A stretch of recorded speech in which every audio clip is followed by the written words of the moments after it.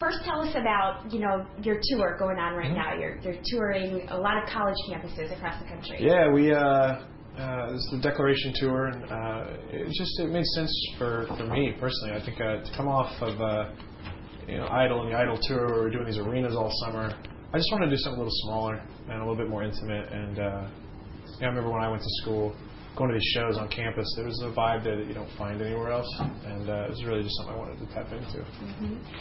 What do you think about Green Bay so far? I know you got here a few hours ago. What have you experienced here? I actually was really lucky. We got a chance to go to Lambeau Field. I'm a big sports fan. I'm a Chiefs fan, but to walk into a place where that historical context was crazy. They took us down on the field, and I did the Lambeau leap and actually ripped the inside of my jacket. So that one? This one, yeah. Can we see it? Well, yeah. Is it on the inside? You've ripped it? Just right here, in the pit area, which is probably the most embarrassing spot. So I'm just kind of waiting on the check from the Green Bay Packers to help repair my jacket. So I'm sure that will be coming. If you don't mind, we do want to ask you some Idol questions. Are you watching this season? I haven't watched every episode. I've with everything going on lately, it's been kind of tough to catch up. But we have TiVo'd everything, and so I'm just kind of waiting for like a couple of days where I can head home and watch. But from what I've seen so far, I mean, it amazes me every season that talent keeps coming out of the woodwork, because it's like eventually you'd think that well's got to run dry, but there's just a ton of talent. And I've got the people that I like that I've seen so far, but I haven't seen everybody. So I'm kind of reserving my favorite spot after I've seen everybody. You've been on Idol, obviously. You took the championship last year. We watch Idol now from at home in our TVs. What is actually going on there that we're not seeing? What's that competition really like? Our season was really. I think the people that watched at home really got a three-dimensional aspect of what we were like. We were all kind of had a really cool sense of self with each other, and so there was no bad blood, no undercutting or anything like that. I talk to Archie probably once a week, and Mike and Carly every couple of weeks, and we formed these really cool friendships and a really cool bond as a group, and so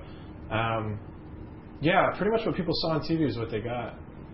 Can I jump in? I was just wondering, how did you decide that you were going to audition for Idol? Is this something that you knew that you were going to do for a while, or was it kind of spur of the moment? Well, actually, my little brother had wanted to audition for years, and asked me, finally got the courage to go, like 3 years after he originally said he wanted to do it. He finally got the courage and was like, okay, I'm going to go up to Omaha, I'm going to audition. Would you like to come with as moral support?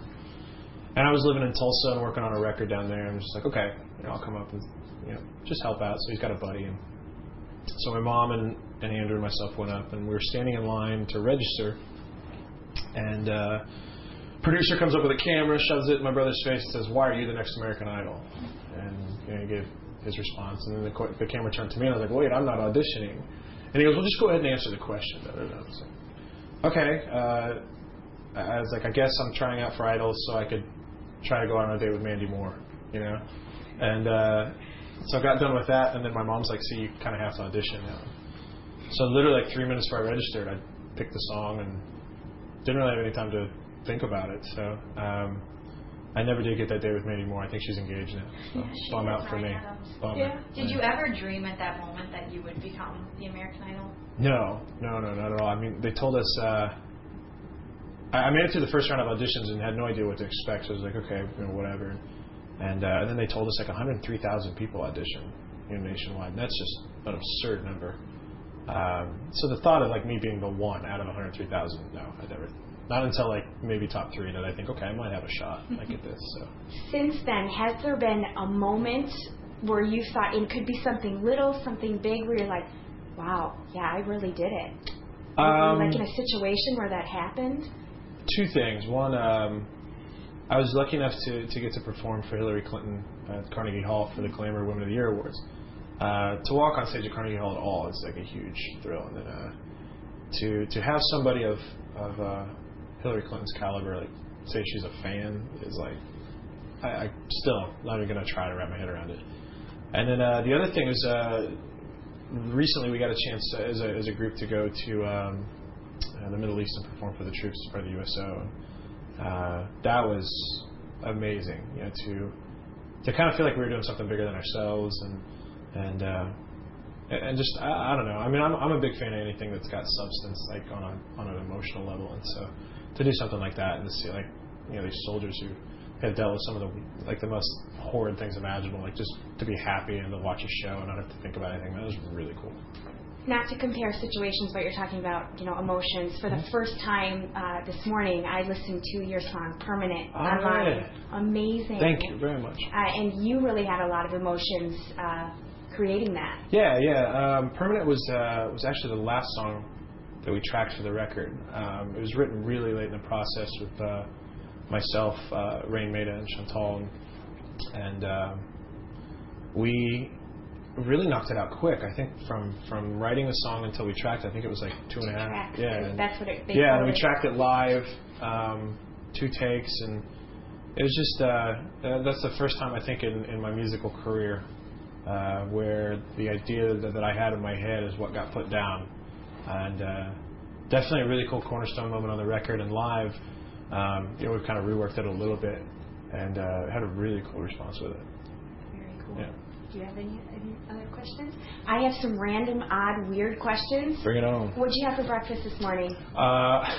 Today's a good day to ask. I had Chef Boyardee mini ravioli for breakfast. Why? Oatmeal didn't sound good, and we were out of Frosted Flakes. Describe your tour bus. What's it packed with? What are your favorite things? What do you got to have with you on the road? Well, first off, it's packed with 12 dudes, which is rough because we all stink, except our tour manager Art, who is an immaculate human being. And then food-wise, you gotta have skim milk. I don't drink it, but everybody else seems to. We have a single-serving coffee maker that is apparently like the big thing right now. And then I'm a big fan of reduced fat Cheez-Its. So I don't like the regular cheeses because they're greasy, but the reduced fat, they're perfect. So. What's the most recent movie you've seen? Most recent movie I've seen. Wow. I don't have a lot of time to watch them. I think the last movie I went and saw was The 4 Christmases. I think I got to like 2.5 Christmases and then fell asleep. Any ladies in your life? No.